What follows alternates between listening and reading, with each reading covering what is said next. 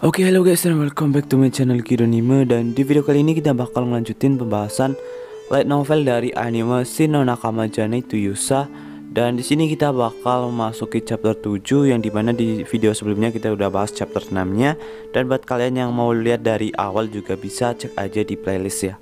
Nah, oke, tapi sebelum kita ke light novelnya, seperti biasa buat kalian yang belum subscribe channel ini, jangan lupa subscribe supaya saya semakin semangat dalam mengupload video. Dan supaya nggak kalian ketinggalan video terbaru, jangan lupa aktifkan juga notifikasi loncengnya ya guys. Oke, kalau sudah langsung saja kita ke light novelnya.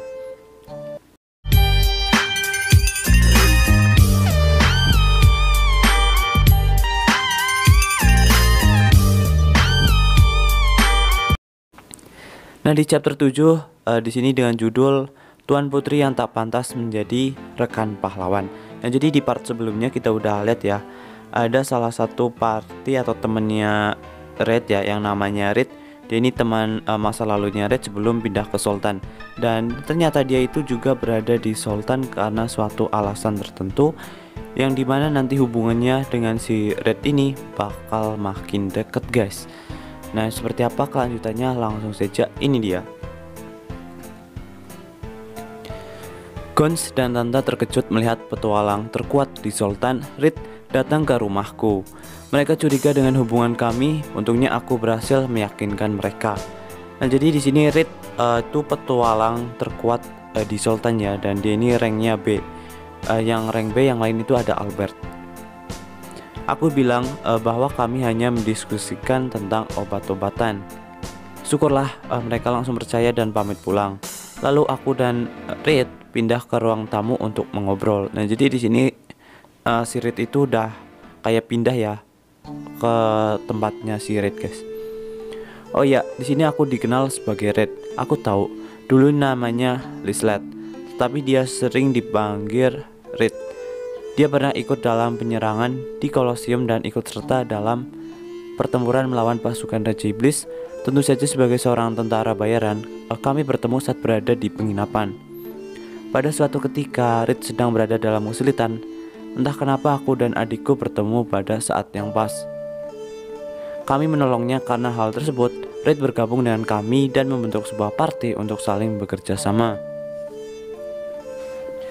Waktu serasa berjalan begitu cepat hingga tiba saatnya bagi kami berpisah. Kebimbangan menyerang Red, bimbang antara keluar atau tetap bersama kami sebagai satu party. Akhirnya Red menetapkan keputusannya sendiri, yakni masih ingin menjaga kerajaan Logavia. Kami pun menghargai keputusannya dan berpisah. Nah, jadi dulunya si Red ini party dari pahlawan ya. Begitulah kenanganku bersama Red. Dulu aku berpikir kalau dia pasti akan menjadi sahabat karibnya Ruti jika dia ikut bersama kami. Karena aku begitu aktif, aku ditunjuk sebagai ratu. Kukira adikku putra mahkota, ternyata malah diriku. Karena aku tidak ingin menimbulkan konflik dalam keluarga, aku segera membuat keputusan untuk tinggal di sini sampai keadaannya kembali kondusif. Di Sultan, petualang dengan rank tinggi hanya ada Red dan Albert. Mereka selalu menyelesaikan quest tingkat tinggi, tapi ada sesuatu yang membedakan mereka berdua, di mana Albert hanya memprioritaskan quest yang berkaitan dengan seseorang yang berpengaruh. Lain halnya dengan Red. Red pasti akan melakukan quest apapun dan dari siapapun. Karena itulah Red menjadi begitu populer. Aku juga tahu alasan tersembunyi Red kenapa begitu tak pilih-pilih. Mengerjakan quest tanpa peduli dari mana asalnya membuat dia bisa mengerjakan banyak quest dan tentu saja akan mendapatkan banyak uang. Apalagi Red sekarang hidup sendiri, mau tak mau dia melakukan hal tersebut untuk membiayai kehidupan di sini atau di Sultan. Ngomong-ngomong, Red dan Red terdengar agak mirip. Kukira juga begitu, tapi sebenarnya aku tidak bisa memikirkan nama lain, jadi aku pun menggunakan namamu sebagai referensi. Jadi kau menggunakan namaku sebagai referensi kah? Karena aku sering bingung, mungkin sudah terlambat bagiku mengubahnya. Maaf tanpa izin memakai namamu, apa kau marah? Aku tidak marah kok, aku sangat senang.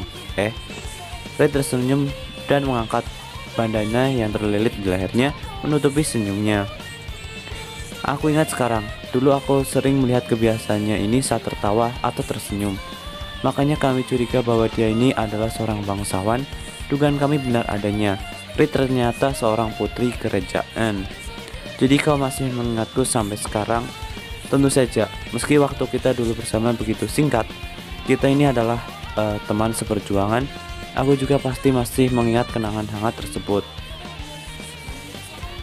Terlebih lagi, kenangan bersamanya begitu sangat membekas dalam diriku.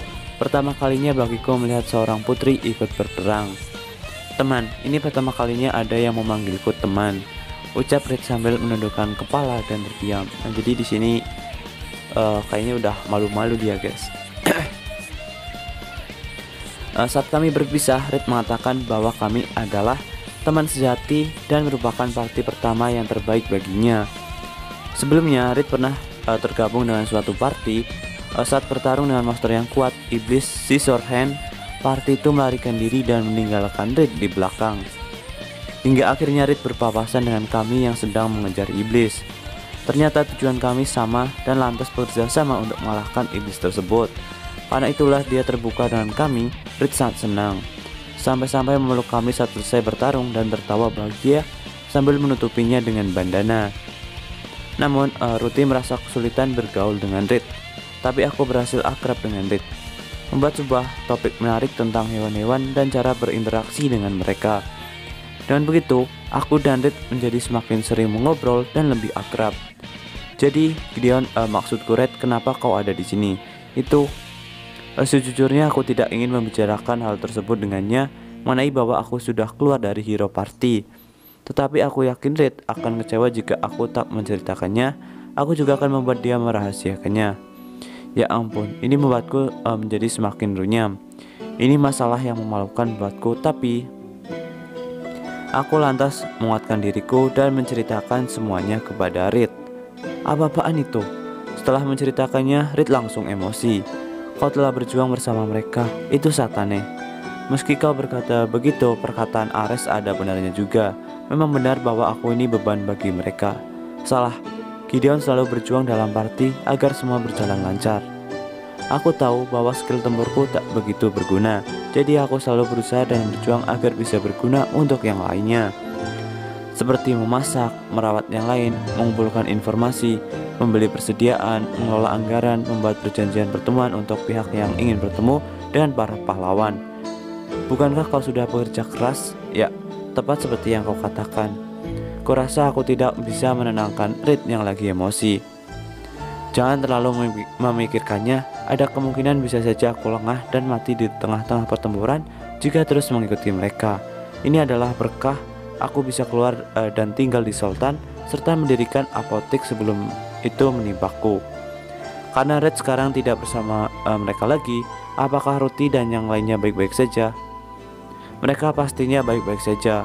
Kudengar mereka berhasil mengalahkan sang penguasa angin Gandor, salah satu 4 raja langit.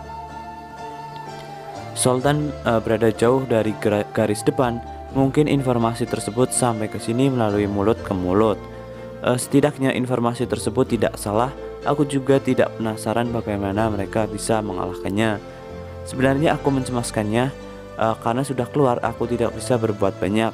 Ruti telah berpetualang bersamaku dalam waktu lama dan ada Ares bersamanya. Jadi mereka pasti baik-baik saja. Aku juga sadar betapa tidak bergunanya diriku setelah dikeluarkan dari party. Sekarang aku sudah tidak bersama Ruti lagi. Sebagai adikku yang berharga, aku sebagai seorang kakak sudah tidak bisa membantu adik kecilku lagi. Kita kesampingkan topik itu dulu. Tidak peduli yang kita bicarakan itu takkan terdengar oleh Ares.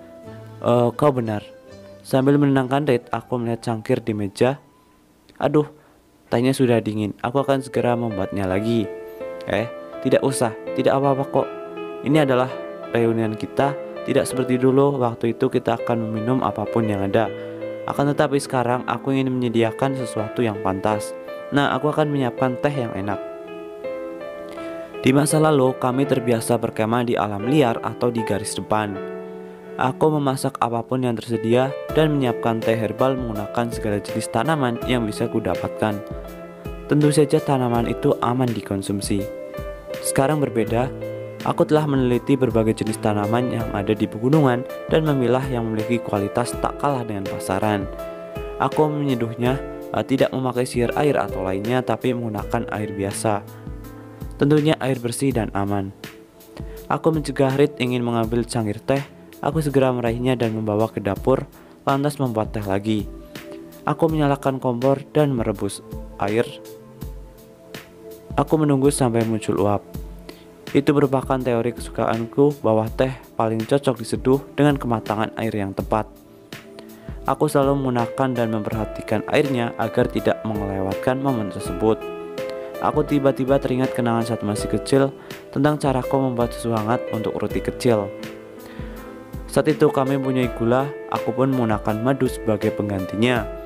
Dia terkejut saat meminumnya, melihat ke arahku, dia segera menghabiskannya dalam sekejap.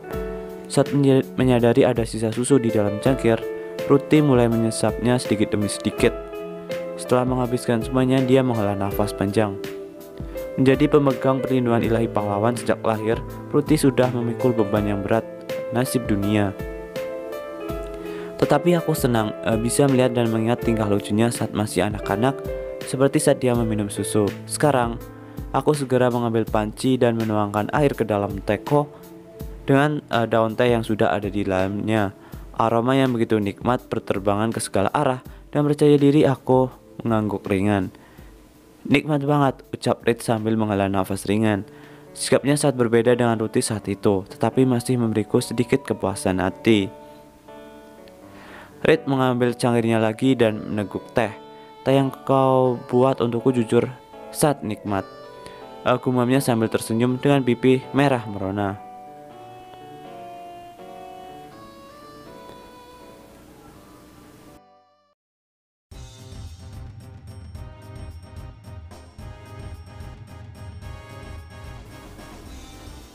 Reed dan para petualang harusnya menyerang formasi bagian belakang musuh. Pasukan Raja Iblis semakin mendekat. Dikomandani oleh Iblis yang setingkat Raja Iblis telah berhasil membentuk pasukan utama namanya Iblis Azura. Iblis kelas atas yang terkenal dengan sebutan Sisan dan mempunyai 6 lengan. Situasinya sudah tidak terkendali semenjak banyaknya kerajaan, kota, dan desa yang sudah mereka taklukkan. Itu memanglah strategi yang hebat dalam membalikkan keadaan. Yang bertugas mengalihkan perhatian musuh adalah Reed, Gaius si kapten penjaga kekaisaran beserta pasukan kerajaan. Reed meninggalkan istana, tetapi dia kembali karena khawatir istana akan jatuh ke tangan musuh. Kami pun setuju membantunya untuk mempertahankan istana dan mengusulkan suatu strategi, namun usulannya ditolak oleh para kesatria karena resikonya tinggi. Namun hanya ada satu orang yang setuju dengan strategi Reed, dialah Gaius. Ia setuju mengerahkan pasukannya untuk strategi tersebut. Namun pada saat itu Gaius terbunuh dan wujudnya diambil oleh Sisandan. Bahkan pengawal elit kekaisaran tidak bisa menandingi dan benar-benar dimusnahkan. Rencana utamanya adalah menyerang pasukan musuh bagian belakang. Namun nasib berkata lain. Pasukannya dipimpin oleh Reed dikepung oleh pasukan Raja Iblis yang sudah menunggu mereka. Melihat Sisandan berkata menggunakan wajah dan suara Gaius membuat Reed tak bisa mengendalikan emosi dan membuatnya ingin menangis. Seseorang yang berharga baginya telah terbunuh dan tak lama lagi orang-orang yang setia disayangi juga akan menjemput ajal. Ketika Reed menangis meratapi nasibnya yang begitu menyedihkan, tiba-tiba Reed mendengar suara keras disertai hembusan angin. Gideon itu salah satu dulu ya, itu merupakan party atau temennya Reed ya, atau si Reed. Dia langsung menyerang musuh ya. Keluh Ares, perlu waktu 20 detik bagi kami untuk mencapai pasukan Reed. Karena aku lebih cepat dari yang lain, aku pergi dahulu untuk menganalisa kondisi musuh. Memerlukan waktu 10 detik untuk membingungkan musuh, dan musuh akan mulai melindungi Sisandan setelah 10 detik setelahnya. Karena aku sudah terpisah dari party, akan menjadi sulit bagiku untuk mengalahkan Sisandan seorang diri. Tetapi, aku takkan meninggalkan Reed, dia adalah teman kita. Teriakku sambil menebas para monster yang sedang mengepung Reed. Pedang lamaku adalah pedang kesayangan milik kesatria hantu, penjaga makam bawah tanah. Sebuah pedang yang akan mengeluarkan petir namanya Thunderwicker. Para monster ketakutan melihat kekuatannya, seperti anak kecil yang takut akan suara guntur. Aku tahu bahwa Gaius telah mati, oleh karena itu aku segera menyusul Reed. Gideon, Berhentilah menangis, Reed. Jika kau seorang rekan pahlawan, air mata tidak dibutuhkan, melainkan pedanglah yang dibutuhkan. Angkat pedangmu dan arahkan pada musuh-musuhmu. Kau benar. Reed menyeka air mata menggunakan lengan bajunya yang kotor. Dengan wajah seorang kesatria yang penuh percaya diri, Reed berdiri dan mengambil pedangnya yang tergeletak di tanah. Ruti dan yang lainnya akhirnya sampai sekitar 1 menit. Jadi tugas kita sekarang adalah menahan Gaius, bukan melainkan iblis yang kejam. Apa kau bisa melakukannya? Tentu saja aku bisa. Siplah kalau begitu. Kami akan langsung menyerang si Sandan saat kebingungan. Pahlawan, si Sandan ketakutan saat melihat Ruti sedang berlari menghampiri kami. Meski Ruti belum mencapai kami, aura kepahlawanannya mungkin sudah menghancurkan semua tempur si Sandan. Saling melindungi punggung satu sama lain, aku dan Reed menyerang pasukan Raja Iblis yang tidak terhitung jumlahnya. Mereka datang dari segala arah. Tanpa ragu-ragu kami memayunkan pedang menebas mereka semua. Nah, jadi seperti itu untuk chapter 7 ya.